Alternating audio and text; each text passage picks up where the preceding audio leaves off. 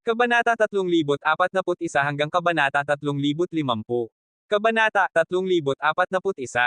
Talagang napakahirap humanap ng pangalawa o pangatlong tao sa mundo na may ganitong lakas ng loob at tapang. Kahit na sila ang apat pang walang kapantay na tauhan sa listahan ng mga kandidato para sa Emperador ng Langit, mayroon ba silang ganitong walang kapantay na lakas ng loob at tapang? Mahirap sabihin. Sa sandaling iyon, ang mga makapangyarihang tao mula sa mga pangunahing banal na lungsod ay nagulat din sa hindi mahahalata na presensyang lumabas mula sa mayabang at walang kapantay na binata. Nakakita na sila ng maraming henyo sa kanilang buhay, ngunit kakaunti lang ang makakatulad sa nasa harap nila. Lahi ng tao na si Yehan, napakalakas ng boses mo. Kahit na ikaw ang pinuno ng lahi ng tao at makakapag-utos ng milyon-milyong hukbo ng lahi ng tao, anong karapatan ang mayroon ka para makipaglaban sa buong gitnang lupa ng Diyos? Anong kakayahan ang mayroon ka para makipaglaban sa buong mundo? Sa daan, tumawa ng sarkastiko ang ina ng emperador at nagsabi, marami na akong nakitang mayabang na tao sa palasyong ito, ngunit ito ang unang beses na may isang mayabang na tao na tulad mo na nakikialam sa mga gawain ng gitnang lupa ng Diyos bilang isang tao. Kung hindi mo ibibigay ang lungsod ng Longsheng ngayon, huwag kang umasa na makakalabas ka ng palasyo ng araw. Narinig iyon ni Yehan, at ang kanyang mukha ay naging malamig, at ang kanyang malamig na mga mata na puno ng pagkainis ay tumingin sa maraming makapangyarihang tao sa palasyo ng araw, at sa huli ay tumapat sa emperador at empress, at tumawa ng sarkastiko, ang inyong dakilang dinastiyang araw, may lakas bang pumatay sa akin? Narinig iyon, at ang sarkastikong mukha ng ina ng emperador ay nanatiling tulad ng bato. Okay lang na patayin si Yehan, ngunit sino ang talagang may lakas na gawin iyon? Batang lalaki? Ibig sabihin ay ayaw mong ibigay ang banal na lungsod ng Heavenly Dragon, at ayaw mong magbigay ng kasiya siyang paliwanag sa gitnang teritoryo ng Diyos. Sa trono, tumayo ang emperador, ang kanyang matangkad na katawan ay parang isang tigre, at ang nakakatakot na emperador ng banal na gulong ay sumasaklaw sa buong palasyo ng araw. Bilang may-ari, ang mga makapangyarihang tao ng mga pangunahing banal na lungsod ay walang lakas na unang gumalaw, ngunit siya ay may lakas. Kahit na hindi niya mamatay si Yehan, hindi ba niya magagawang gumalaw para turuan ang batang lalaking ito na walang alam? Kung ngayon, ang lahat ng makapangyarihang panggigipit dito ay hindi nakapagpayuko sa batang lalaking tao, anong mukha pa ang mayroon sila para magmayabang sa lupa ng Diyos na ito sa hinaharap? Kung talagang hindi ko ibibigay, may lakas bang pumatay sa akin ang inyong dakilang dinastiyang araw? Patuloy na inulit ni Yehan ang mga salitang iyon habang ang kanyang mukha ay naging malamig. Walang lakas kaming pumatay sa iyo sa dakilang dinastiyang araw, ngunit dahil nais mong humingi ng gulo, tutulungan kita. Sa oras na iyon, kahit na ang lahi ng tao sa likod mo ay titingin lang sa iyo na umiiyak sa ilalim ng kamay ng emperador na ito.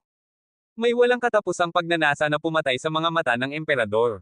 Habang siya ay bumababa ng mga hakbang isa-isa, isang napakalakas na presensya ang ganap na nakatutok kay Yehan. Bawat hakbang na kanyang tinatahak ay nagpaparamdam kay Yehan na may isang mabigat na bundok na nakapatong sa kanya, at sa pagtatapos ng tatlong hakbang ng emperador, ang mukha ni Yehan ay naging mapotla, at pawis ang kanyang buong katawan. Gayunpaman, ang kanyang matayog at tuwid na katawan ay nananatiling matatag, parang isang estatwa, hindi gumagalaw. Ang emperador ay mag-aatake kay Yehan. Nakita ang tanawing iyon, ang mga batang makapangyarihang tao ng mga pangunahing banal na lungsod at ang mga henyo ng pamilya Real ay lahat ay nagulat, ngunit walang pagbabago sa mukha ng mga makapangyarihang tao mula sa lahat ng panig sa bulwagan. Sa huli, nais nila na ang napakamakapangyarihang batang lalaking ito ay unang magdusa ng kaunti. Kung hindi niya ibibigay ang banal na lungsod ng Heavenly Dragon, kahit na hindi niya mamatay si Yehan at saktan siya, anong masasabi ng lahi ng tao?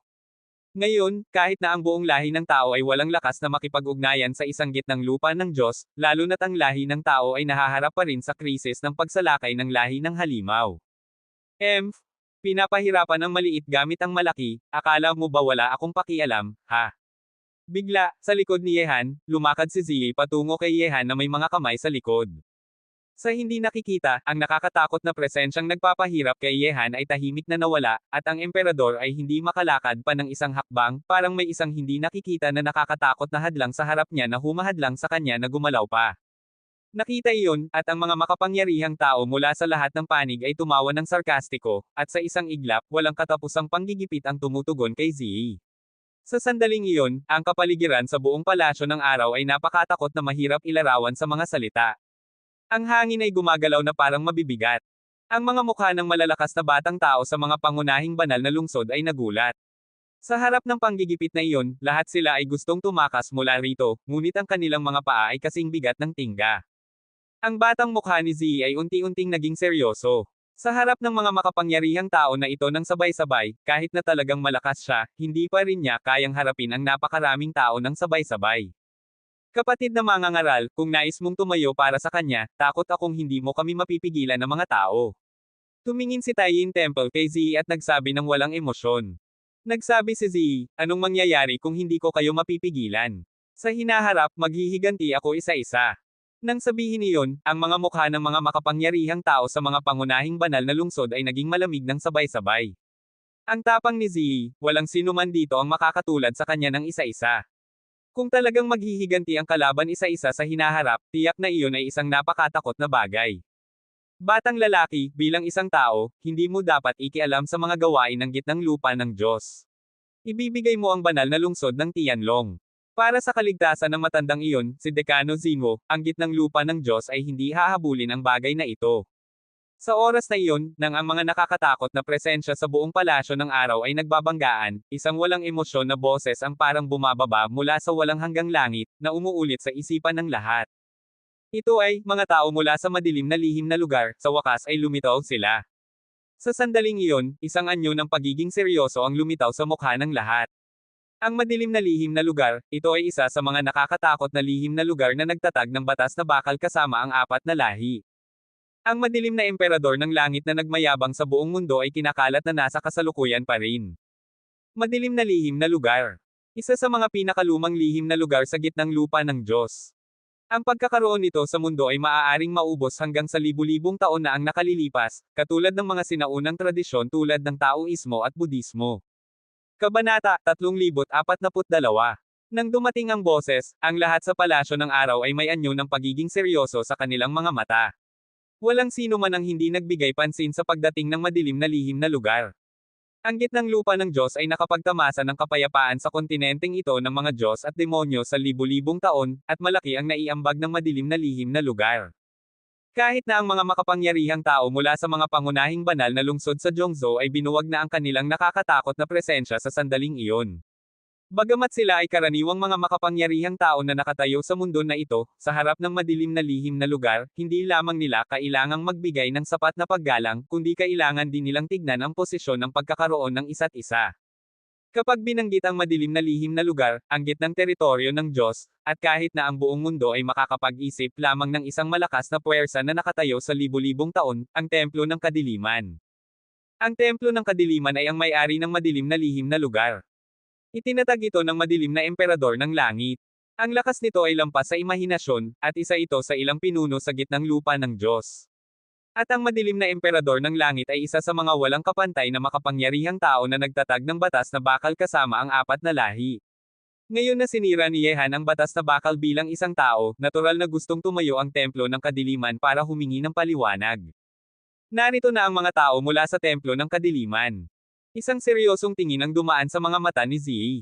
Bagamat maaaring hindi siya matakot sa mga taong bumababa mula sa Templo ng Kadiliman, hindi tumatakas si Zee na makipaglaban sa buong Templo ng Kadiliman. Napakatakot ng puwersang iyon.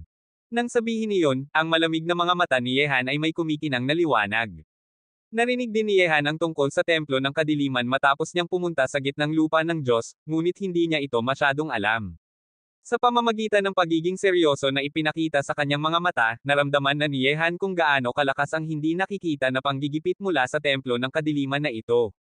Buzz buzz. Bigla, nang ang buong palasyo ng araw ay naging tahimik, tatlong figure ang biglang lumitaw sa harap ng pangunahing bulwagan, parang sila ay tumago sa walang hanggang kawalan. Ang tatlong taong ito ay nakasuot ng itim na balabal, na may malakas na madilim na presensyang mahinang lumalabas mula sa kanilang mga katawan. Ang pinuno ay nakasuot ng hoodie at isang madilim na maskara sa kanyang mukha, na nagpapahirap na makita ang kanyang tunay na mukha, ngunit ang kanyang mga mata ay kasing itim ng tinta, sa simpleng tingin pa lamang ay parang mapapasok ka na sa loob nito. Bagamat ang dalawang taong sumusunod sa likod ay hindi nakasuot ng itim na maskara, pareho silang may kakaiba at mahiwagang madilim na totem na inilatag sa kanilang kaliwang mukha. Ang totem na ito ay kumakatawan sa Templo ng Kadiliman. Ang tatlong taong ito ay naglakad, ang sigla ay hindi malakas, ngunit nagpapatayo sa lahat ng makapangyarihang tao sa palasyo ng araw para salubungin sila. Dakilang dinastiyang araw, maligayang pagdating sa sugo. Ang emperador at ang ina ng emperador ay lumakad pasulong para salubungin sila ng personal. Narinig iyon, at nakita ang sugo na nakasuot ng itim na maskara na nagwawagayway ng kanyang kamay, lumakad siya sa tabi ni Yehan at iba pa, at sa huli ay umupo ng mahinahon sa trono sa itaas. Tungkol dito, hindi man lang hinaranggan ng emperador o empress, parang ang sugo ang dapat na nakaupo doon, hindi sila. Umupo. Sa trono, nagwawagayway ng kamay ang sugo, at ang lahat ng tao sa palasyo ng araw ay umupo muli. Tanging sina Yehan at iba pa ang nananatiling nakatayo sa gitna ng bulwagan, parang sila ay inihahatid sa hukuman. Ang gitnang teritoryo ng Diyos ay palaging isang lugar na hindi maaaring ikialaman ng apat na lahi. Ito ang batas na bakal na umiral noong 10,000 taon na ang nakalilipas. Sa nakalipas na 10,000 taon, walang sino man ang sumire sa batas na bakal na ito. Yehan? Tao ka? Hanggang ngayon, ikaw ang una. Sa trono, tiningnan ng sugo ng diretso si Yehan sa gitna ng bulwagan gamit ang kanyang madilim at parang tinta na mga mata, at nagsabi, ang mga mata ng buong gitnang lupa ng Diyos ay nakatingin ngayon sa Jongzhou, sa dakilang dinastiyang araw, at lalo na sa iyo, Yehan. Bilang ang unang taong sumire ng mga patakaran, kailangan mong magbigay ng kasiyasyang paliwanag sa gitnang lupa ng Diyos. Kung hindi, ang aming templo ng kadiliman ay magpapataw ng parusa sa iyo sa pangalan ng buong gitnang lupa ng Diyos. Bagamat ang mga salitang iyon ay tahimik, mayroon itong dalang hindi nakikita na pagmamayabang at panggigipit. Sa pangalan ng buong gitnang teritoryo ng Diyos, kakaunti lang ang mga puwersa sa buong gitnang teritoryo ng Diyos na makakapagsabi nito, at ang templo ng kadiliman ay isa sa kanila. Kung sabihin nila na kinakatawan nila ang gitnang teritoryo ng Diyos, karaniwang walang sino man ang tutol. Ang mga mata ng buong templo ng araw ay lahat nakatingin kay Yehan.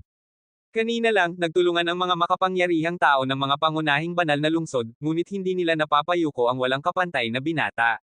Ngunit ngayon na lumitaw ang mga tao mula sa templo ng kadiliman, makakapagpanatili pa rin ang binata ng ganitong uri ng walang kapantay na pagmamayabang.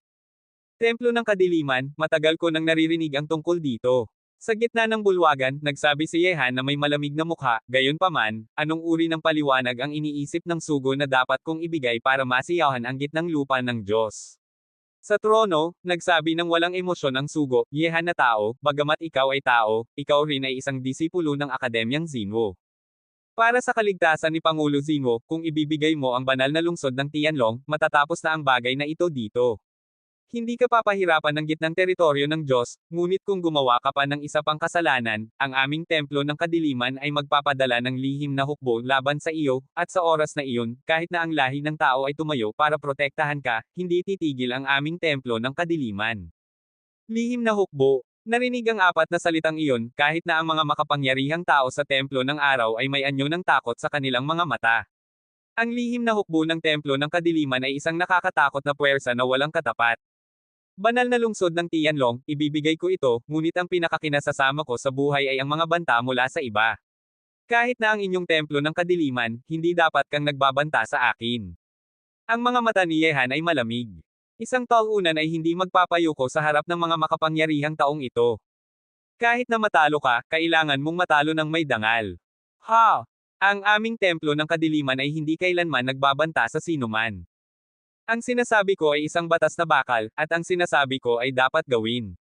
Yehan na tao, kung hindi ka sumasang-ayon sa aming templo ng kadiliman, hayaan mong hawakan mo ang aming templo ng kadiliman. Bilang isang sugo ng Diyos, talagang gustong kong makita kung may karapatan ang paboritong anak ng lahi ng tao na gumalaw sa aming templo ng kadiliman. Nagsabi ang sugo na may nakakatakot na tigas sa kanyang madilim na mga mata. Kabanata 3043. Nakita iyon, ang ilan sa mga tao sa bulwagan na may pinakamalalim na puot kay Yehan ay lahat tumawa ng sarkastiko. Nag-away na sina Yehan at ang templo ng kadiliman, at gustong-gusto nilang makita ang ganitong bagay na mangyari. Hehe, bakit kailangang problemahan ng sugo ang isang batang lalaki? Bagamat maling ang bagay na ito sa lahi ng tao, ang mga batang lalaki ay palaging nagkakamali. Hayaan mong ibigay ng batang ito ang banal na lungsod ng Heavenly Dragon. Bakit mo kailangang alalahanin ang iba pa? Sa oras na iyon, isang malakas na boses ang parang nagmumula sa lahat ng direksyon ng mundo, at tumagos sa palasyo ng araw mula sa bawat sulok, na may walang kapantay na marangal na boses at walang katapusang intensyon ng espada. Guro ng espada ng lahi ng tao. Nakita iyon, ang mga sugo at lahat ng makapangyarihang tao ay tumaas ang kanilang ulo. Sa itaas ng bulwagan, naramdaman nila ang mga alon ng nakatagong takot na nagmumula sa kanila. Ngunit sa sandaling iyon, sa itaas ng langit sa itaas ng palasyo, ang tatlong dakilang guro ng espada ng lahi ng tao ay nakatayo na nakatapak sa puting ulap at may mga kamay sa likod. Sa kanilang likod ay ang apat na makapangyarihang tao ng lahi ng tao. Ang guro ng espada ng lahi ng tao ay narito para sa siyehan na iyon. Bagamat ang malakas na boses na ito ay mukhang malambot, nagpapakita ito ng isang matataas na intensyon ng espada na napakalakas na parang kayang tumagos sa langit. Ang ganitong malakas na intensyon ng espada ay mahirap para sa karaniwang mga makapangyarihang mandirigma na taglayin. Kakaunti lang ang mga tao sa mundo na may ganitong nakakatakot na intensyon ng espada. Ang tatlong dakilang guro ng espada ng lahi ng tao ay sikat sa kanilang pag-aaral ng espada. Ang kanilang mga tagumpay sa paraan ng espada ay mahirap unawain ng ordinaryong tao. Lahat ng makapangyarihang tao sa bulwagan na ito ay makakapag-alam na walang iba pa kundi ang tatlong dakilang guro ng espada ng lahi ng tao. Sa palasyo ng araw, ang mga makapangyarihang tao mula sa lahat ng panig ay nakakunot ang noo. Ang mga pangalan ng tatlong dakilang guro ng espada ng lahi ng tao ay kilala sa kontinenteng mga Diyos at demonyo. Ang kanilang katakutin ay marahil tanging ang mga nakatayo sa tuktok ng mundo ang makakaintindi. Mahirap para sa sino man na harapin ang espada sa kanilang mga kamay. Sa sandaling iyon, dumating ang tatlong dakilang guro ng espada ng lahi ng tao, at ang matataas na intensyon ng espada na inilabas sa hindi nakikita ay lalong nagulat sa mga makapangyarihang tao na dumating sa dakilang dinastiyang araw. Bilang pinuno ng lahi ng tao, hindi walang taong nasa likod ni Yehan. Kapag ang mga taong ito ay tumayo, sila rin ay isang hindi maimagine na puwersa. Ang mga matandang tao ng lahi ng tao, ngayon lang sila lumitaw. Tumingin si Lin Chi pataas at ngumisi. Hindi sinabi ni Yehan na gumawa siya ng malaking tagumpay para sa buong lahi ng tao, ngunit gumawa siya ng malaking kontribusyon. Natural na kailangang protektahan siya ng lahi ng tao, kailangan lang nilang magpakita ng kaunting katapatan. Hindi nagsalita si Yehan. Inaasahan na ni Yehan na lalabas ang pinakamakapangyarihang tao ng lahi ng tao. Ang 10 pinakamagagaling na alipin ng espada ay nagpaalam na kay Yehan na darating ang tatlong dakilang guro ng espada sa dakilang dinastiyang araw. Ito ang isa sa mga dahilan kung bakit ang makapangyarihang tao ay may ganitong malakas na kumpiyansa. Hindi gustong mawala ng labis, kailangang gamitin ni Yehan ang ganitong malakas na paraan para mapanatili ang kanyang dangal bilang pinuno ng lahi ng tao. Paano kung harapin ang panggigipit na dala ng buong gitnang lupa ng Diyos? Bilang pinuno ng lahi ng tao, isang walang kapantay na tao sa listahan ng mga kandidato para sa emperador ng langit, kahit na matalo siya, siya pa rin ay isang tao na may dangal at katapatan. Huminga ng maluwag si Ziyi. Dumating na ang tatlong dakilang guro ng espada ng lahi ng tao. Hindi bababasa ang mga makapangyarihang tao sa gitnang teritoryo ng Diyos na dumating dito ay hindi nangangahas na atakihin si Yehan. Kung nais na galawin si Yehan, hindi kayang tiisin ni Ziyi ito ng mag-isa. Guro ng espada ng lahi ng tao, dahil narito ka na, bakit hindi ka lumitaw at makipagkita sa kanya? Sa trono, ang sugo ay mukhang tahimik. Bilang sugo ng templo ng kadiliman, kahit naharapin ang tatlong dakilang guro ng espada ng lahi ng tao, na nasa ibaba ng walang kapantay na makapangyarihang tao, ay hindi nagdulot ng malaking pagbabago sa kanyang mga mata. Ang puwersa ng templo ng kadiliman ay lampas sa imahinasyon ng ordinaryong tao. Hehe, maganda ang tanawin dito sa itaas. Bihira akong lumabas at maglakad-lakad. Sasamahan ko na lang ang tanawin mula rito. Sugo, bagamat sinira ng batang ito ang mga patakaran, hindi mo hahayaan na lumabas ang templo ng kadiliman para sugpuin siya ng ganito, hindi ba? Ang mahinang tawa ni Invincible Jianzon ay dumating sa hangin. Narinig iyon, at nagsabi ng walang emosyon ang sugo, kung hindi ako lalabas sa templo ng kadiliman, na may inyong lahi ng tao na sumusuporta sa inyong henyo, takot akong talagang baliwalain ang batas na bakal na itinakda ng gitnang teritoryo ng Diyos at ng apat na lahi. Hehe. Ang mayabang na salita ng mga kabataan, bakit kailangang seryosohin ng sugo? Dahil ang kasalanan ay nasa lahi ng tao, syempre ang henyo ng aming lahi ng tao ay hindi nangangahas na gawin ito o hindi. Batang lalaki, kung talo tayo, kailangan nating maging tapat, dahil hindi ito sa iyo, ibigay mo ito sa iba. Sa itaas ng ulap, may ngiti sa mukha ni Master Undefeated Sword. Nakita nila talaga ang nangyari sa palasyo ng araw kanina lang. Bilang pinuno ng lahi ng tao, kinakatawan ni Yehan ang lahi ng tao sa labas.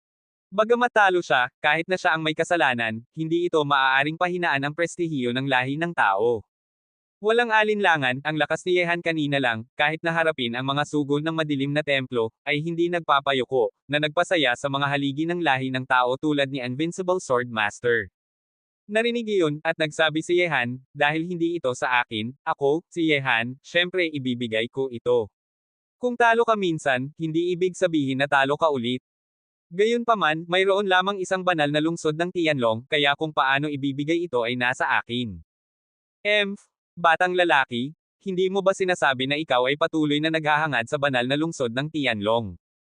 Ang Panginoon ng Templo ng Taiyin ay tumawa ng sarkastiko na may malungkot na mukha. Ngumiti si Yehanhan at nagsabi, kahit na hindi ka sumusuko, anong magagawa ng inyong templo ng Taiyin sa akin? Ikaw, isang pagnanasa na pumatay ang dumaan sa malungkot na mga mata ng Panginoon ng Templo ng Taiyin. Bagamat hindi siya sumusuko, hindi pa gumagawa ng anumang aktwal na aksyon si Yehan sa kasalukuyan. Sino ang makakagawa ng anuman sa kanya? Narinig iyon, at nagsabi ng walang emosyon ang sugo, Yehan na tao, tulad ng sinabi ko, kung gumawa ka pa ng isa pang kasalanan, ang aming templo ng kadiliman ay magpapadala ng lihim na hukbo laban sa iyo. Sana ay alagaan mo ang iyong sarili. May ilang bagay na hindi mo maaaring hawakan. Kabanata 3044. Hindi tiyak iyan. Ngumiti ng malamig si Yehan, at agad na tiningnan ang lahat sa palasyo ng araw, at nakipagtagpo sa mga walang kapantay na matitinding tingin nila.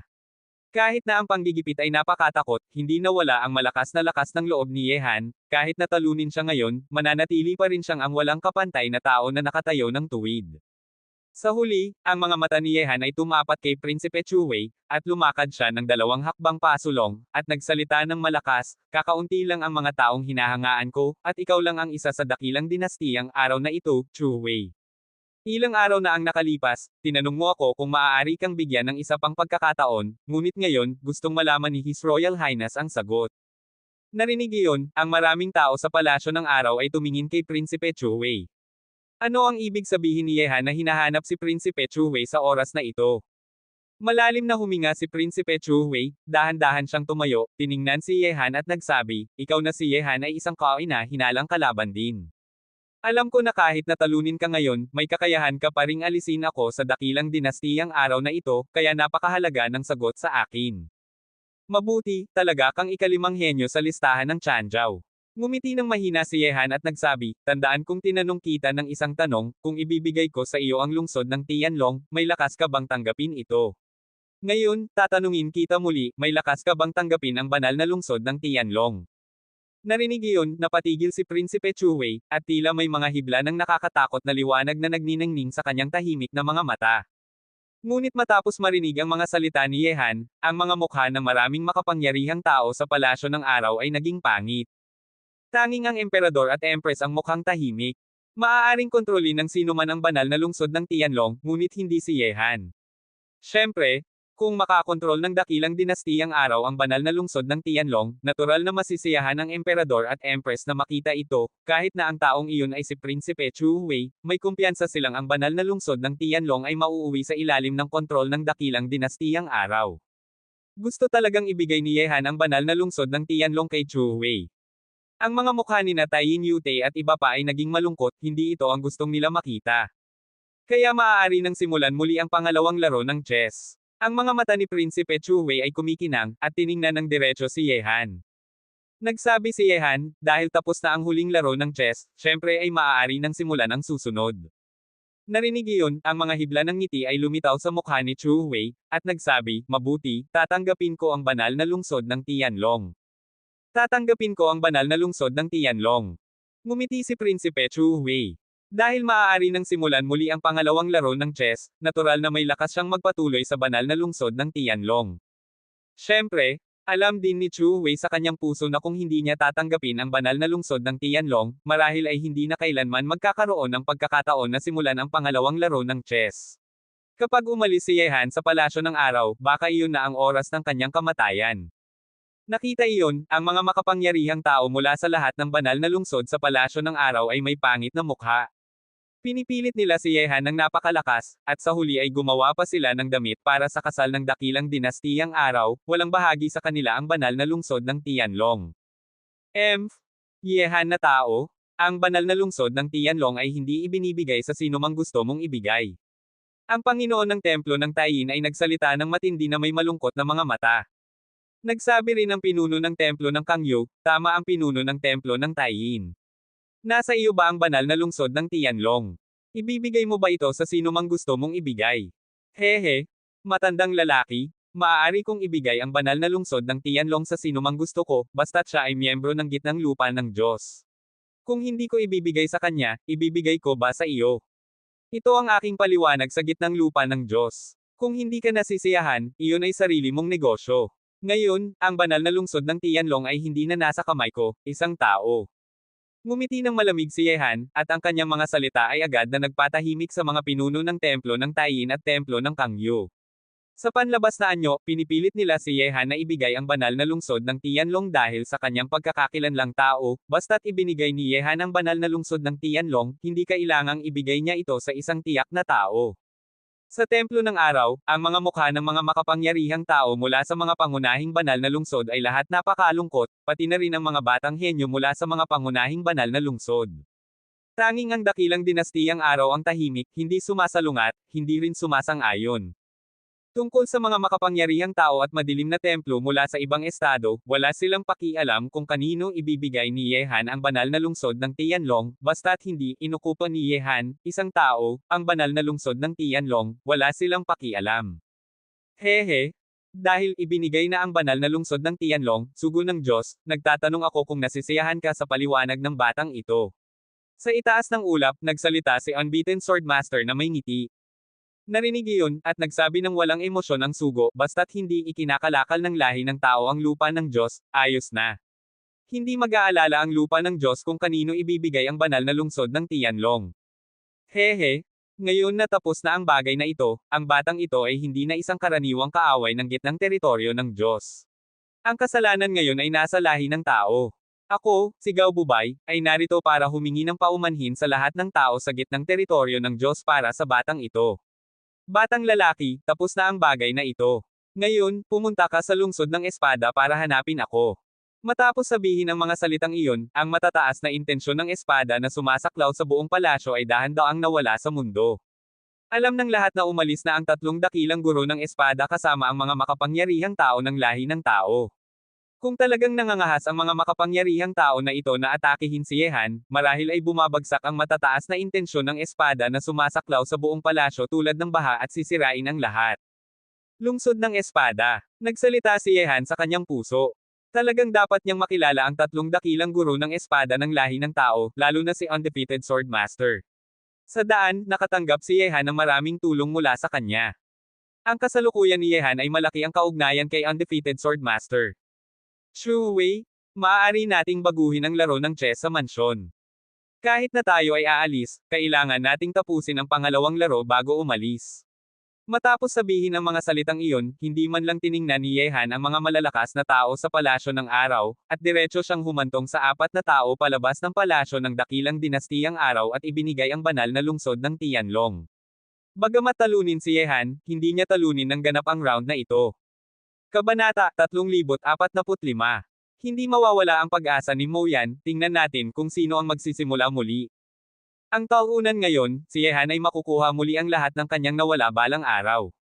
Kapag siya ay bumalik muli, iyon na ang oras na manginig ang buong gitnang lupa ng Diyos.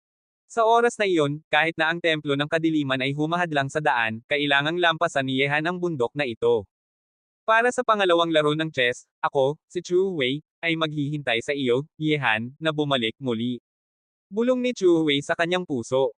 Ang chess at iba pang bagay ay hindi gaanong mahalaga para kay Chu Wei. Higit pa rito, nakakuha na siya ng suporta mula sa maraming makapangyarihang tao sa dakilang dinastiyang Araw, at nagnanais din siya ng sarili niyang pundasyon.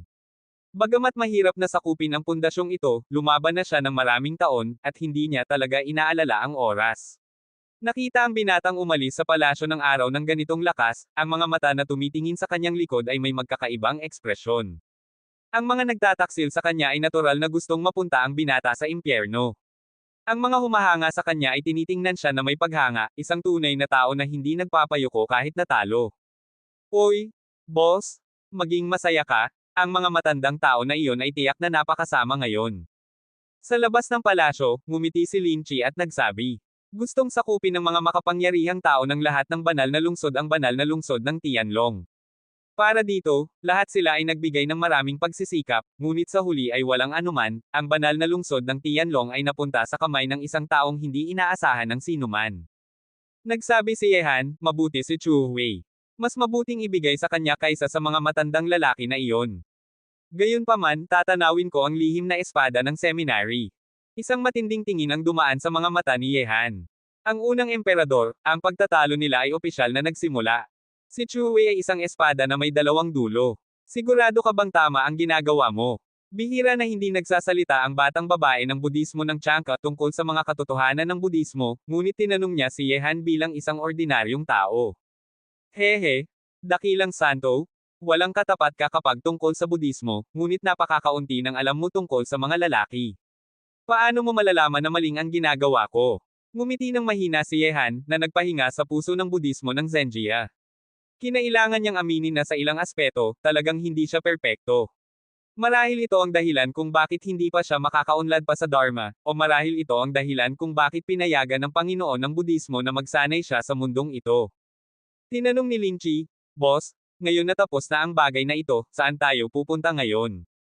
Nagsabi si Yehan na may kumikinang na mga mata, umuwi at ayusin, pagkatapos ay pumunta sa mansyon ng prinsipe, at pagkatapos ay magsimula ng paglalakbay patungo sa lihim na lugar ng langit, lungsod ng espada.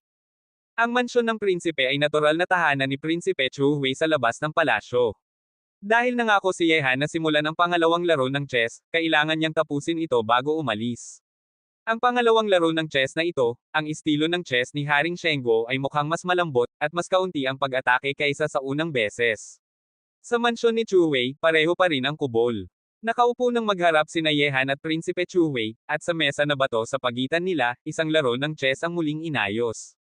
Ang paraan ng kanilang paglalaro ay matatag at dahan-dahan, tulad ng dalawang matandang kaibigan na hindi nagkita sa maraming taon. Umupo si Yehan at nagsabi, ang larangan ng chess ay tulad ng isang larangan ng digmaan, at ito ay palaging nagbabago. Kapag ang dalawang hukbo ay nakipaglaban, maaari silang maging matapang o malambot, ngunit depende ito sa kung sino ang iyong kalaban. Sa huling laro, si His Royal Highness ay ang aking kalaban, natural na imposibleng maging mahinahon. Hehe. Kaya sa pangalawang laro na ito, si Chu Wei ay kaibigan na ni Haring Shengguo. Ngumiti ng bahagya si Prinsipe Chu Wei. Umupo si Prinsipe Chu Wei, ngunit ang buong table row ng chess ay parang nabuhay sa sandaling iyon. Ang mga puting piraso ay nagpakita na ng ugali na balutin ang mga itim na piraso. Walang paraan para sa Prinsipe ng Chu Wei na umusad, at walang paraan para umatras. Nakita iyon, ang mga mata ni Prinsipe Chu Wei ay may pagkainis. Mukhang talunin pa rin niya ang binata sa harap niya sa pangalawang laro ng chess. Gayunpaman, walang intensyon si Prinsipe Chu Wei na pagsisihan ang laro. Kung talo ka, talo ka. Kahit na hindi ka nasisiyahan, talo ka pa rin. Tulad ng kasabihan, isang tunay na Ginoo na nanunood ng chess nang walang nagsasalita ay isang tunay na tao na walang pagsisihan kapag gumalaw.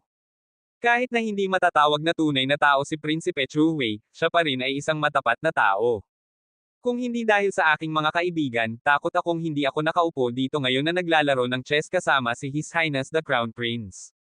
Nagsabi si Yehan na may bahagya ng ngiti, gayunpaman, sa paglalaro ng chess, kailangan kong sabihin na talagang pangit ka, kahit na nandito ka sa maliit na palasyo, nagpapakababa at naghihintay ng tamang oras, lahat ay inakala mo, ngunit ang layout ay masyadong maliit.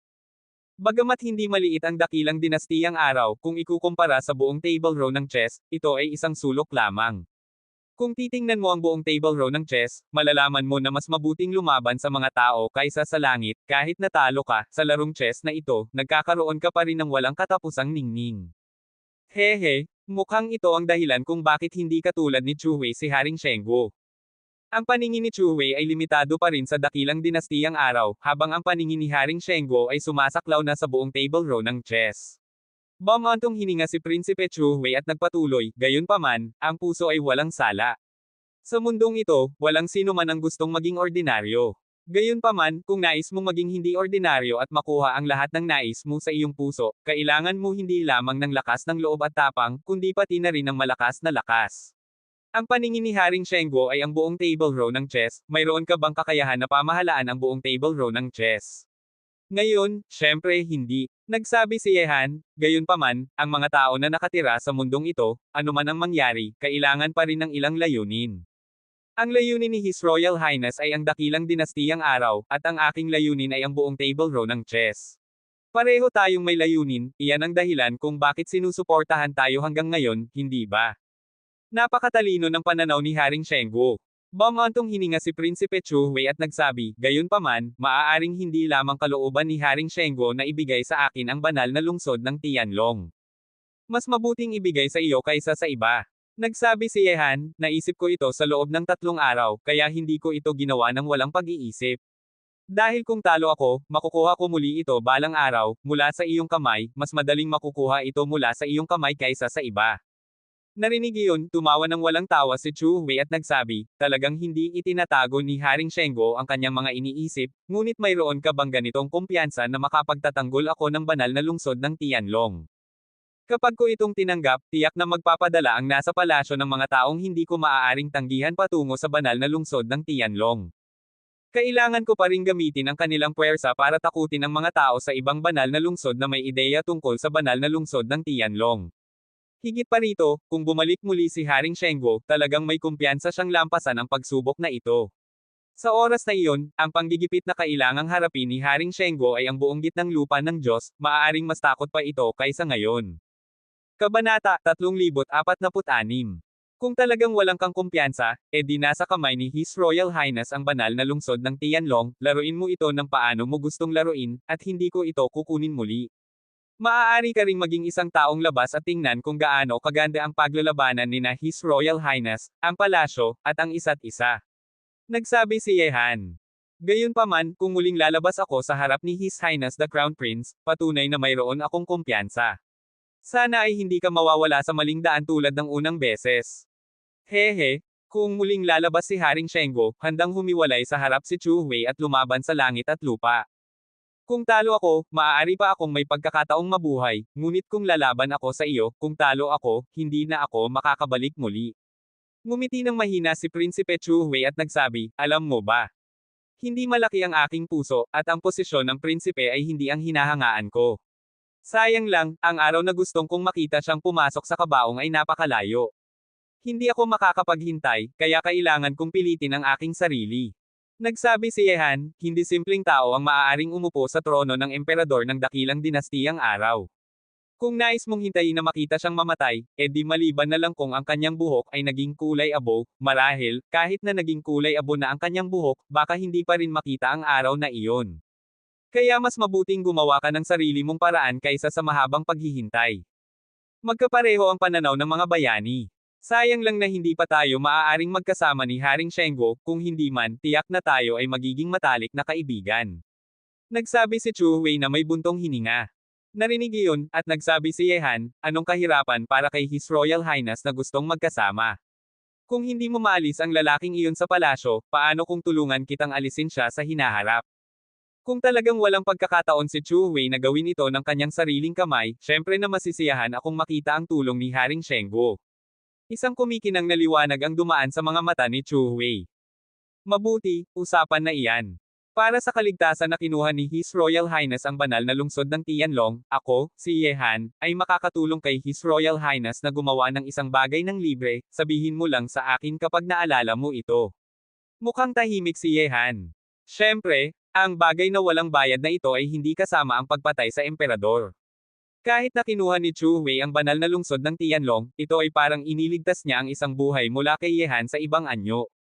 Sa huli, kung hindi kinuha ni Chu Hui ito, siya pa rin ay kaaway ni Yehan, at imposibleng simulan ang pangalawang round.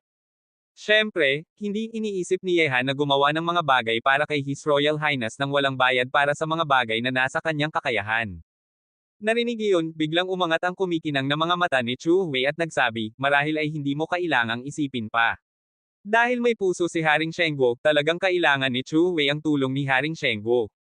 Medyo nagulat si Yehan at tinanong, ano ang bagay na iyon, bakit hindi sabihin ni His Royal Highness para marinig ko? Tulong ang patayin ng ilang tao. Isang hangin ng bakal at dugo ang lumabas mula sa katawan ng prinsipe. Ito ay isang malamig at halos walang awa na kapaligiran. Ang kawalan ng emosyon dito ay nagpalamig sa puso ni Yehan, makakapagpahinga sa prinsipe na maging ganitong walang awa na tao, talagang nagtataka si Yehan kung sino ang gustong patayin ng kabilang panig. Sino ang patayin? Tiningnan ni Yehan si Prinsipe Chu Hui. Ang taong ito ay isang nakakatakot na tauhan. Bagamat hindi siya masama, tiyak na siyang isang walang awa na bayani. Hindi mahirap para sa akin na hayaan si Haring Shengguo na patayin ang mga taong ito. Nagsabi si Chu Hui na walang emosyon, darating ang lungsod ng kapalaran, at ang mga henyo ng mundo ay papasok doon, naghahanap ng malikhaing pagkakataon, para patunayan ang paraan. Ang mga henyo ng aking dinastiya ay natural na papasok doon, at pagkatapos ay patayin lang ni Haring Shengguo ang mga taong nandoon. Gusto ni His Royal Highness na patayin ko ang mga prinsipe na iyon. Ang mga mata ni Yehan ay naging paliit na tulad ng linya. Talagang malamig ang puso ng taong ito. Bagamat may labanan sa harap at likod sa pagitan ng mga prinsipe, bawat isa ay gustong mapunta ang iba sa impyerno agad, ngunit sa huli ay magkakaugnay sila ng dugo. Gustong ipapatay ni Prinsipe Chu Hui ang kanyang sariling kapatid sa pamamagitan ni Yehan. Ngumiti ng mahina si Prinsipe Chu Hui at nagsabi, may kaunting pagkakahadlang pa ako, kaya kailangan kong hayaan si Haring Shengguo na gawin ito para sa akin. Narinig iyon, umikot ang mga mata ni Yehan. Kung talagang may pagkakataon, malamang na mas walang awa itong magpatay kaysa sa kanya. Hindi ko napansin na talagang may mabuting puso si His Highness the Crown Prince. Ngumiti ng mahina si Yehan, malapit ng buksan ang lungsod ng kapalaran, at dahil ang ilang prinsipe ng pamilya Real ay pupunta doon, maaari bang gusto ni His Highness the Crown Prince na bitawan ang bihirang pagkakataong ito sa libu-libong taon? Hindi ako makakapunta. Umiling si Chu Hui at nagsabi, kapag umalis ako sa dakilang dinastiyang araw at pumasok sa lungsod ng kapalaran, tiyak na darating ang pagkakataon ng lalaking iyon sa palasyo. Ang lahat ng pagsisikap na ginawa ko sa nakalipas na maraming taon ay ganap na sisirain niya, kaya wala akong kapalaran sa lungsod ng kapalaran. Tumango si Yehan. Kapag umalis si Chu Hui, ang pwersang kanyang kinuha ay hindi makakaharap ng anumang pagbabago. Kapag nandoon si Chu Hui, maaaring hindi ganap na magkahiwalay ang emperador, ngunit kapag umalis si Chu Hui, hindi iyon tiyak. Nagsabi si Yehan, mabuti, kung magkita tayo sa lungsod ng kapalaran, patayin ko ang mga taong ito para sa iyo. E di nasa iyo na iyan, Haring Shengguo. Ngumiti ng bahagya si Prinsipe Chu Hui. Nagsabi si Yehan, gayunpaman, sana rin natandaan ni Prinsipe Chu Hui ang sinabi ko kanina. Dahil tapos na ang laro ng chess na ito, dapat na akong umalis. Batiin ko na lang ang banal na lungsod ng Tianlong, at ang iba ay panunodin mo na lang sa sarili mo. Column. Nakita ang pag-alis ni Yehan kasama ni Lin Chi at iba pa, bumantong hininga si Prinsipe Chu Hui sa kanyang puso. Kung ikukumpara sa binata sa harap niya, may malaking agwat pa rin siya sa huli. Kuya, talagang gustong mong patayin sila. Dahan daw ang lumitaw si ikalimang prinsipe na si Chu Fei sa likod ni Chu Hui, na may bahid ng kawalan ng lakas sa kanyang mga mata. Hindi katanggap-tanggap ang kabutihan ng babae. Bumantong hininga si Prinsipe Chu Hui at nagsabi, hindi lang para sa akin ang ginagawa ko, kundi para sa iyo rin. Kung wala na ako at nandoon pa sila, hindi mo sila makakalaban, naiintindihan mo. Narinig iyon, bahagya na tumikom si Chu Fei ng kanyang mga mata at dahan daw ang tumango. Natapos ang kaguluhan sa banal na lungsod ng Tianlong, at ang paliwanag ni Yehan sa gitnang lupa ng Diyos sa palasyo ng araw ay unti-unting ikinakalat. Hindi inaasahan, bagamat ibinigay ni Yehan ang banal na lungsod ng Tianlong, ibinigay niya ito kay Prinsipe Chu Hui ng dakilang dinastiyang araw. Kabanata 347. Ibigay ang banal na lungsod ng Tianlong kay Chu Hui. Sa aking nalalaman, ang prinsipe na ito ay hindi taong gustong maging ordinaryo. Mayroon siyang layunin. Ano ang ibig sabihin ng galaw na ito ni Yehan? Sa seminary, may mga hibla ng liwanag sa mga walang takot na itim na mata ng unang emperador. Bagamat talunin siya ng kalaban ngayon, hindi kailanman minababa ng unang emperador si Yehan. Ang bawat hakbang na ginawa ng kalaban ay karapat-dapat na suriin at isipin ng maingat. Kinukwento na ang prinsipe ng Chu Hui ay hindi magkasundo sa emperador ng dakilang dinastiyang araw. Maaari bang ang galaw ni Yehan ay para lalong hatiin ang dakilang dinastiyang araw at gawing mas matindi ang labanan sa pagitan ng prinsipe at emperador? Nagsabi ng may nakakunot na noo ang bahagi ng tayin. Hindi yun ganap na simpleng. Kahit na ang lungsod ng Tianlong ay nasa kamay ni Chu Hui, maaari pa ring makialam ang emperador ng dakilang dinastiyang araw at dahan-daang ilagay ang lungsod ng Tianlong sa kanyang bulsa. Ngumiti ng mahina ang unang emperador at nagsabi, narinig ko na ang taong ito ay binaliwala ang lahat ng mga sugod ng templo ng kadiliman sa templo ng araw, at kahit na ang apat na salita ng templo ng kadiliman ay hindi nakapidyaw sa kanya. Mukhang ang taong ito ay napakahalaga sa kanyang sariling mukha. Sa palagay ko ay may kakaibang bagay sa pagitan nila ni Chu Hui. Nagsabi si Li Kunlun na may tahimik na boses. Narinig iyon, tiningnan ng unang emperador ang kanyang kapatid na mas bata at ngumiti, Li Kunlun, ikaw at si Yin Chanji ay pumunta na sa dakilang dinastiyang araw.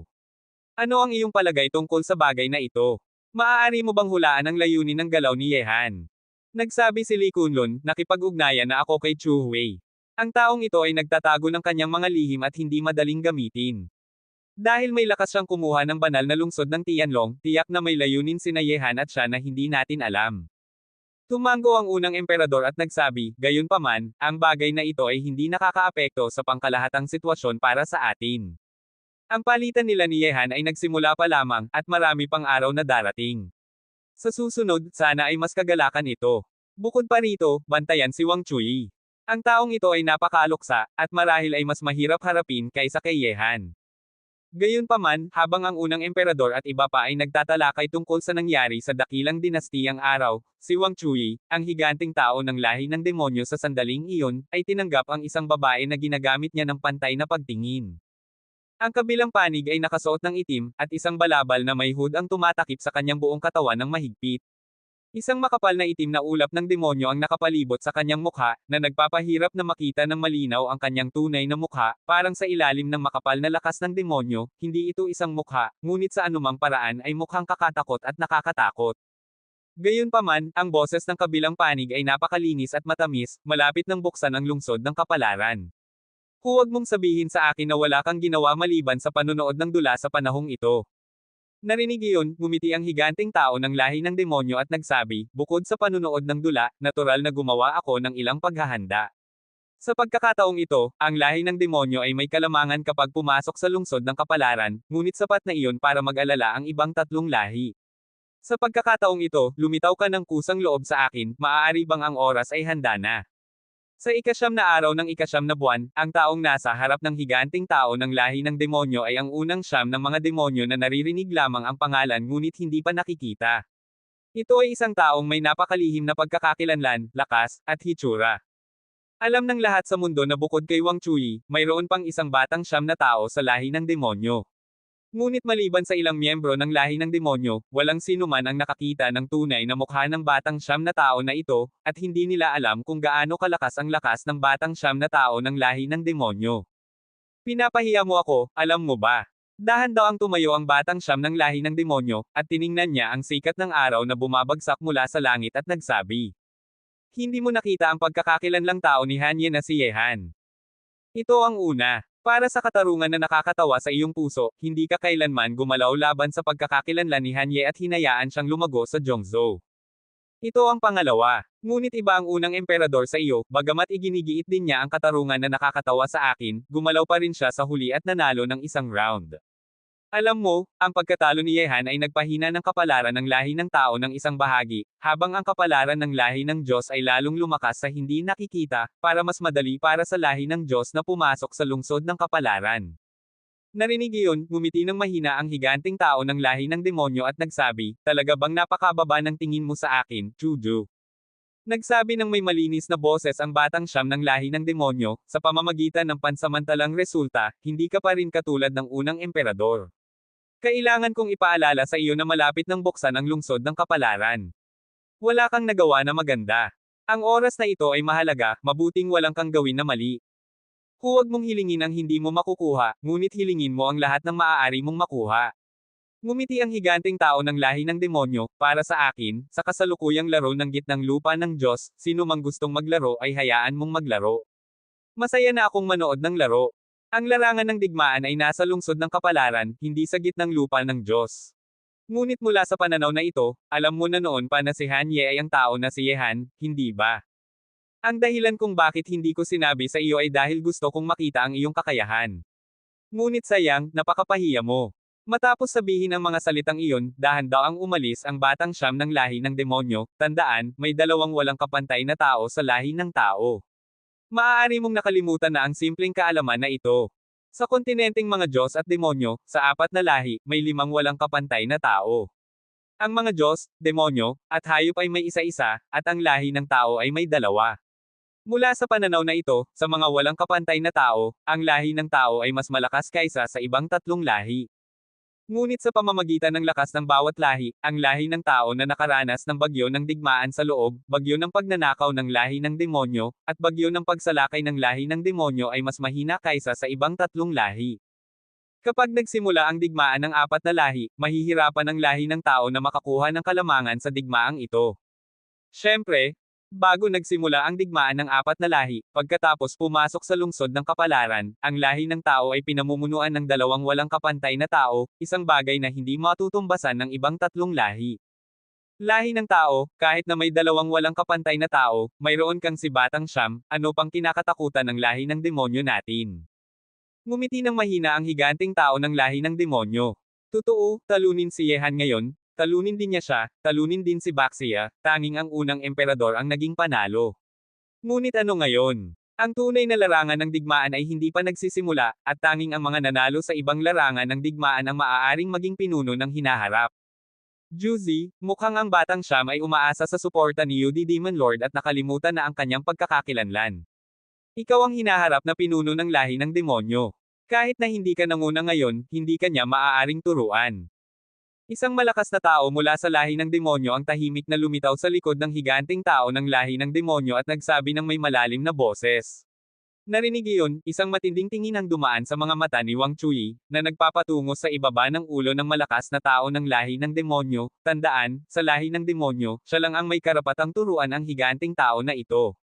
Opo, higanteng tao. Nagsalubong ang mga mata ng higanteng tao ng lahi ng demonyo at nagsabi, dahil pinili ni Chujo na lumitaw, mukhang tapos na ang kanyang lihim na plano sa mga nakaraang taon. Magtutulungan kami ni siya. Sa hinaharap, ano pang aalalahanan natin tungkol sa malalaking bagay? Kabanata 3048. Banal na lungsod ng Tianlong, tapos na ang mga gawain ng dakilang dinastiyang araw, at maraming puwersang tumitingin sa banal na lungsod ng Tianlong ay unti-unting umalis. Kung hindi inukupan ng lahi ng tao ang banal na lungsod ng Tianlong, maaari na ring pansamantalang tapusin ang bagay na ito. Gayunpaman, may kaunting panghihinayang pa rin si Kang Tianzan sa katapusan na ito. Talunin si Yehan at ibinigay ang banal na lungsod ng Tianlong, kaya natural na wala na ang dating pangako ni Yehan sa kanya. Siyempre, nagtataka rin si Kang Tianzan kung bakit ibinigay ni Yehan ang banal na lungsod ng Tianlong kay Chu Wei. Ano ang nangyari sa dakilang dinastiyang araw? Maaari bang may lihim na bagay sa pagitan ni Chu Wei at niya? Batay sa pag-unawa ni Kang Tianzan kay Yehan, hindi siya gagawa ng desisyon na ito nang walang dahilan, siguro ay may plano siyang malaki, o gumagamit siya ng iba para patayin ang isang tao. Nagsabi si Xu Chaoj, ano man ang lihim na meron sina Yehan at si Chu Wei na iyon, ang banal na lungsod ng Tianlong ay hindi na sa atin.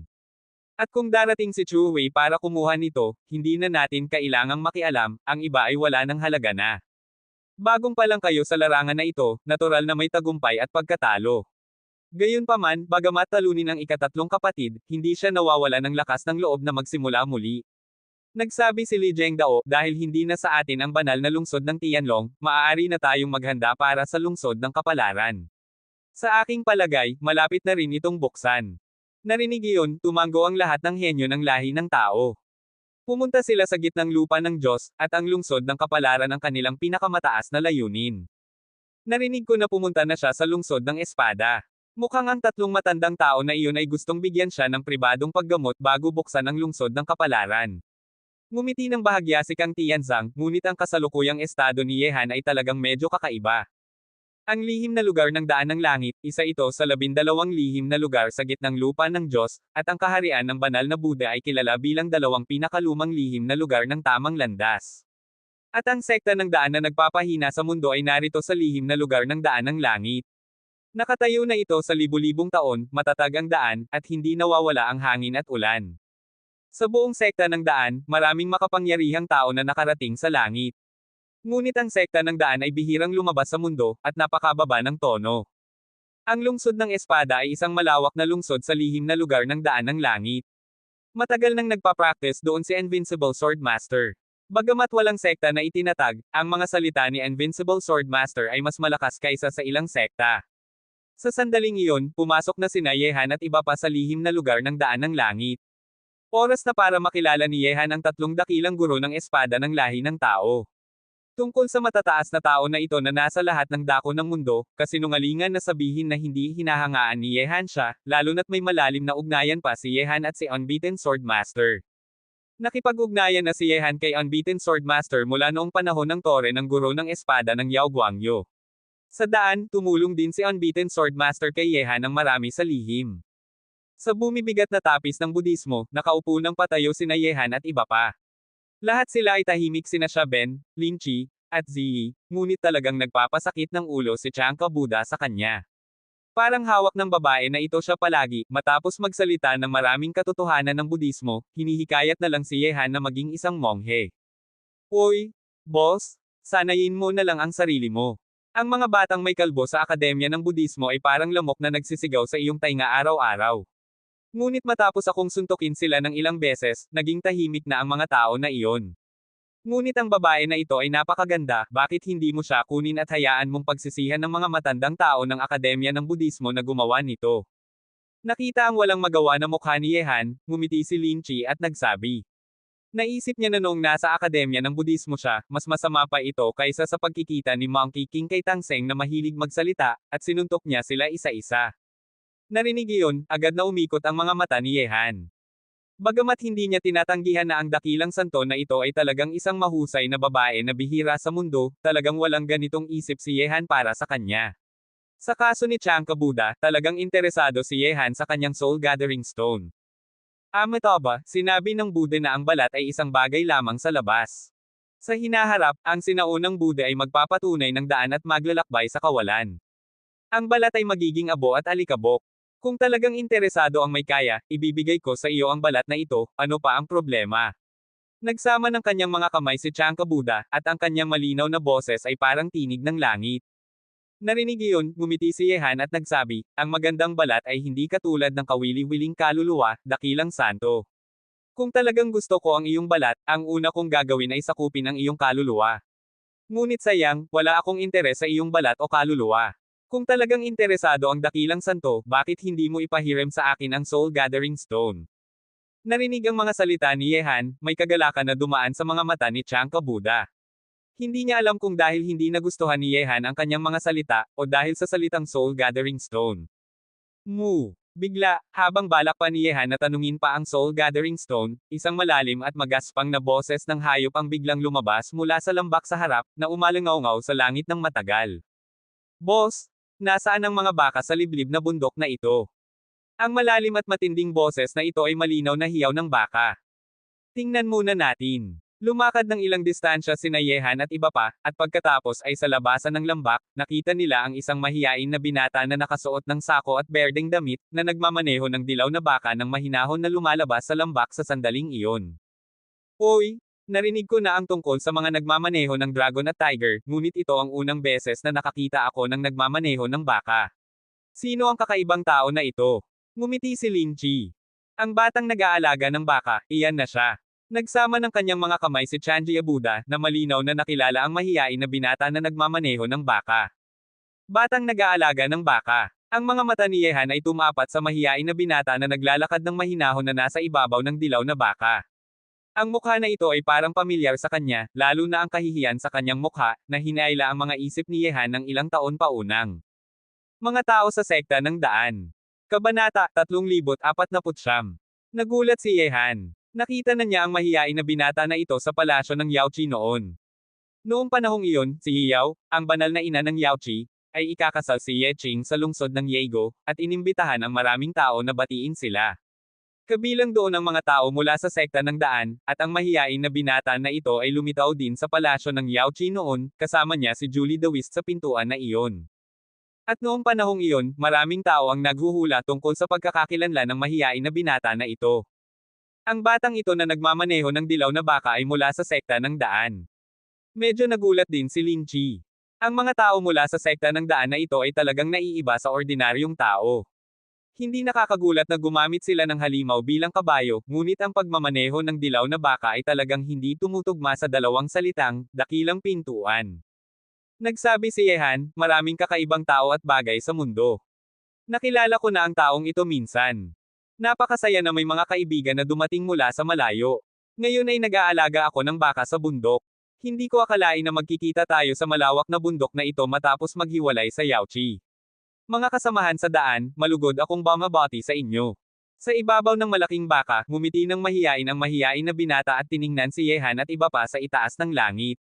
Nagsabi si Yehan, hindi ko akalain na matapos ang ilang taon, makikita ko muli si kapatid na daw sa malawak na bundok na ito. Ngumiti ng mahiyain ang binata at nagsabi, lahat ay dahil sa kapalaran. Lahat ng kasamahan sa daan ay dumating mula sa malayo. Kung may oras kayo, ang daan sa paanan ng bundok ng daan ng langit ay naghihintay sa inyo anumang oras.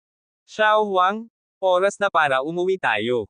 Matapos sabihin iyon, nakita ang mahiyain na binata na nakasakay ng baligtad sa baka, na dinala ng dahan-dahan ng baka palayo. Boss, ano ang ibig sabihin ng batang ito? Narinig ko na ang paanan ng bundok ng daan ay hindi lugar na maaaring puntahan ng ordinaryong tao. Nagtatakang tanong si Lin Chi. Nagsabi si Yehan, ang taong ito ay hindi simpleng. Marahil, siya ang Dawis Qingshu na nasa listahan ng mga mahusay na tao noon. Ang daan ay humahantong sa kalinisan at kawalan. Pinapaliwanag ang daan sa pamamagitan ng ordinaryong alikabok. Nagtataglay ng dilaw na baka, at naglalakbay sa lahat ng sikat na bundok at ilog. Ang kanyang daan ay hindi ang daan ng mga may damdamin, kundi ang bihirang daan ng kawalan ng sarili. Walang sarili, walang anuman, at walang mga may damdamin. Ang walang laman ay tinatawag na walang anuman, hindi nakakabit, hindi nag-aalala, hindi nahuhumaling, at hindi nahuhuli. Ang daang ito ay hindi maaaring tahakin ng ordinaryong tao, at tanging ang taong ito na may malinis na puso ay malinis at walang laman. Kaya tinawag din siya ng mga tao sa mundo na batang nag-aalaga ng baka. Bilang isang Budista, ang daan at Budismo ay naghahangad ng magkakaibang daan, ngunit nagtatapos sa parehong lugar. Natural na maunawaan ni Tsangka Buddha ang daan ng mabuti. Narinig iyon, nagsabi si Lin Chi, talagang si Qingshu. Maaari bang ang batang ito ay magmamaneho ng dilaw na baka araw-araw at maunawaan ang daan? Nagsabi si Yehan, naghahangad ng pagkakaiba. Ang mga tao sa mundo ay naghahangad ng katanyagan, kapangyarihan, at lakas, ngunit ang mga tao sa sekta na ito ay naghahangad ng kalagayan ng puso.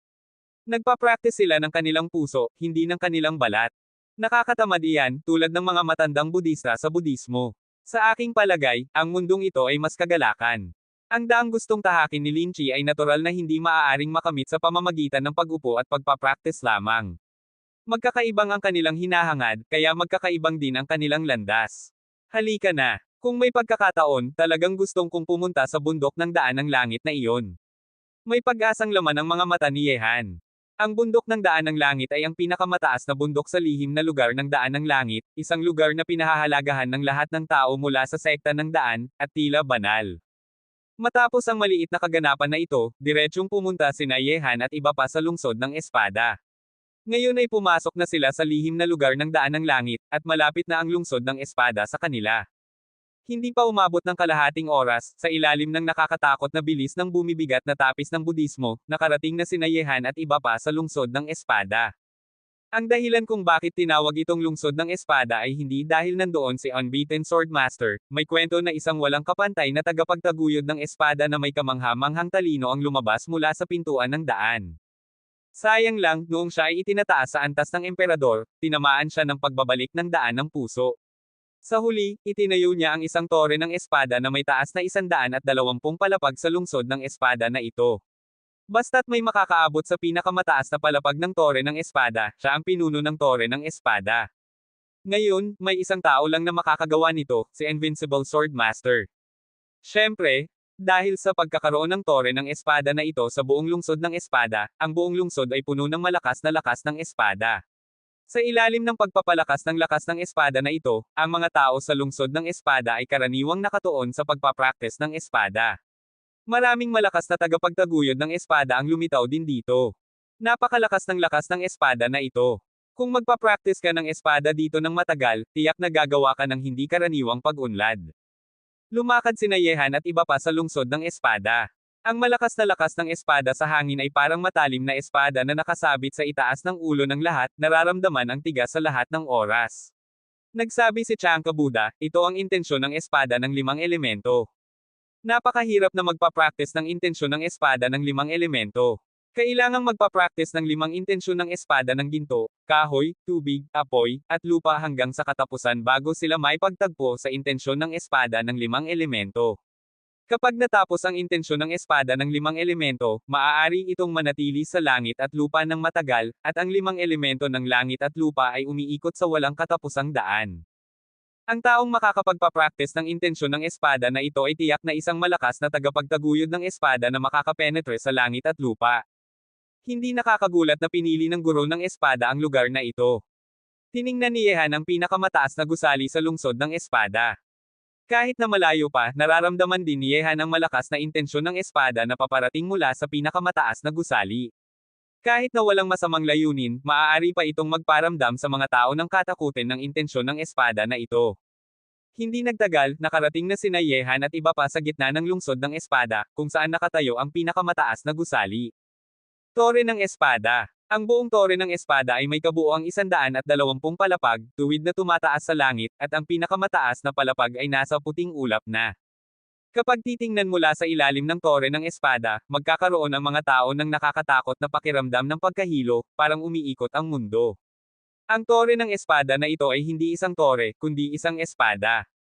Mukhang ang tore ng guro ng espada sa Yao Guangyu ay idinisenyo batay sa tore na ito. Naiisip ni Yehan sa kanyang puso na ang hugis ng buong tore ng espada ay napakapareho sa tore ng guro ng espada sa Yao Guangyu. Ngunit ang epekto ng tore ng espada na ito ay hindi matutumbasan, ang tore ng guro ng espada ay may 9 na palapag lamang, at ang tore ng espada na ito ay may kabuuang 120 palapag. Kabanata 3050. Hehe, ano ang iniisip ninyo nang makita ninyo ito? Sa oras na iyon, sa harap ng tore ng espada, lumitaw ang isang payat na matandang lalaki na nakasuot ng manipis na damit. Ngumiti siya at lumakad patungo kay Yehan at iba pa na may nakapikit na mga mata. Matandang Kuya Wumang. Inilapat ni Yehan ang kanyang mga kamay sa matandang lalaki. Nang pumunta siya sa lungsod ng espada, hindi nakakagulat na makita muli ang matandang lalaki na ito. Hehe, maganda ang ginawa mo sa mga gawain ng dakilang dinastiyang araw, hindi mo binababa ang karangalan ng ating lahi ng tao. Lumakad si Wumang na may ngiti at nagsabi, halika na. Nang pumasok ang batang ito sa lungsod ng espada, naramdaman na ng mga matatanda. Ngunit kung nais mong umakyat para makita ang mga matatanda, kailangan mong umasa sa iyong sariling lakas. Matandang kuya, kailangan kong umakyat sa tore ng espada na ito. Ngumiti ng malungkot si Yehan. Kung ordinaryong tore ito, hindi lang 120 palapag, kahit 1,200 palapag ay walang problema. Ngunit ang tore ng espada na ito ay hindi ordinaryong tore. Kinukwento na ang tore ng espada na ito ay itinayo ng walang kapantay na tagapagtaguyod ng espada na lumabas mula sa pintuan ng daan. Ang buong tore ng espada ay naglalaman ng lakas ng kanyang intensyon ng espada sa kanyang buong buhay. Tanging ang mga nakapag-unawa ng daan ang pinapayagan na pumasok. Inilapat ni Chanka Buddha ang kanyang mga kamay at tumingin ng tapat. Bagamat miyembro siya ng sekta ng Budismo, dapat niyang igalang ang mahalagang bagay na iniwan ng malakas na tao ng sekta ng daan, kapag ito ay daan o Budismo. Narinig iyon, ngumiti ng umiling si Yehan. Kailangang nakaunawa ng daan para makataas sa tore ng espada. Paano niya magagawa iyon? Matapos pumasok sa lugar ng immortal, ang isa ay nagkokontrol ng batas. Ang pag-unawa sa daan ay hindi bababa sa lakas ng isang malakas na tao sa antas ng banal na emperador. Malayo pa si Yehan sa hakbang na ito. Hehe, batang babae ng sekta ng Budismo, bagamat tama ang sinabi mo, para lamang iyon sa mga nakapag-unawa ng daan pagkatapos ng 100 palapag ng tore ng espada. Ang lahat sa mundo ay maaaring pumasok. Ngumiti ng mahina si Wumang. Matandang tao, kahit na ganito, sa palagay mo ba ay makakataas ang boss? Sumimangot si Lin Chi. Hindi. Ngumiti ng umiling si Wumang at nagsabi, ito ang ibig sabihin ng mga matatanda. Batang ito, may lakas ka bang subukan ito? Dahil ang lahat sa ibaba ng 100 palapag ay maaaring pumasok, syempre na kailangan kong subukan. Tumingin si Yehan sa tore ng espada at may pakiramdam ng tigas sa kanyang katawan. Hehe, mabuti, sige na. Ang mga matatanda ay nanunood sa iyo mula sa pinakamataas na palapag. Matapos sabihin ang mga salitang iyon, biglang nawala si Wumang, napakalalim din ng lakas ng kanyang kalaban. Napakalakas ng intensyon ng espada sa tore ng espada na ito. Kahit na ang intensyon ng espada na ito ay walang may-ari ngayon, hindi dapat itong baliwalain. Gayunpaman, maaari mo ring gamitin ito para putalasin ang iyong sariling intensyon ng espada. Nagsalubong ang mga mata ni Ziyi sa tore ng espada sa harap at nagsabi kay Yehan. Intensyon ng espada. Mula noong magsimula si Yehan na magpapractice ng iba't ibang kakaibang gawi, karaniwang inalisan na niya ng pansin ang intensyon ng espada. Una, walang oras si Yehan na unawain at pagbutihin ang intensyon ng espada. Pangalawa, karaniwang inalisan na niya ng pansin ang espada sa kasalukuyan. Kung ito ay Mad-Jihad Body, 9 Changes of Punishing Gods, Good Fortune Juke, o Tungtian Formation, ang mga kakaibang gawain na ito ay walang kinalaman sa pagpapractice ng espada. At ngayon na nakakuha si Yehan ng braso ng Diyos at demonyo, ang tulong ng pagpapractice ng espada kay Yehan ay karaniwang hindi kasing lakas ng mga kakaibang gawain na ito. Dahil ang taong nasa itaas ay nagtakda ng pagsubok na ito, bakit hindi ako maglakad sa tore ng espada? Tumawa si Yehan at nagsabi kay Lin Chi at iba pa, maghintay kayo sa akin sa lungsod ng espada. Pagkatapos kong makita si Unbeaten Swordmaster, pupunta ako sa inyo. Nagsabi si Lin Chi, Boss, ingat ka. Mukhang masama ang tore ng espada na ito. Huwag kang mag-alala. Sa ilalim ng paningin ni Lin Chi at iba pa, diretsyong pumasok si Yehan sa tore ng espada ng mag-isa.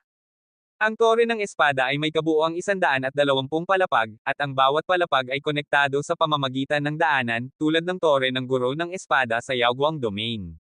Pagkatapos pumasok, may pakiramdam si Yehan na bumabalik siya sa Yaoguang Domain. Mukhang kailangan kong maranasan ito muli. Naisip ni Yehan sa kanyang puso, na may kanyang mga kamay sa likod, lumakad siya pataas sa daanan ng dahan-dahan. Ang intensyon ng espada sa tore ng espada na ito ay mas malakas at makapangyarihan kaysa sa intensyon ng espada na nasa labas. Ang dahilan kung bakit may buhay ang buong lungsod ng espada ay dahil sa malakas na lakas ng intensyon ng espada, at dahil sa pagkakaroon ng tore ng espada na ito. Gayunpaman, bagamat malakas na intensyon ng espada na ito, sa kasalukuyang lakas ni Yehan, hindi malamang naharangan siya sa ilang palapag sa ibaba. Mabilis, habang umangat si Yehan ng palapag-palapag, hindi pa umabot ng ilang minuto, nakapasok na siya sa 22nd palapag. Ang intensyon ng espada sa ibaba ng tore ng espada ay walang malaking banta kay Yehan. Walang puwersang nakahadlang sa kanyang pag-unlad. Kapag ang mga intensyon ng espada sa tore ng espada ay dumadaan kay Yehan, sa huli ay nagpaparamdam lamang ito ng tigas sa kanya, hindi nito maaaring saktan ang kanyang katawan. Sa huli, bagamat si Yehan ay lamang 9 Tribulation Supreme, nagpa-practice siya ng Mad-Jihad Physique, ang kasalukuyang lakas ng kanyang katawan ay hindi matutumbasan kahit na ng isang gitnang antas na banal na hari.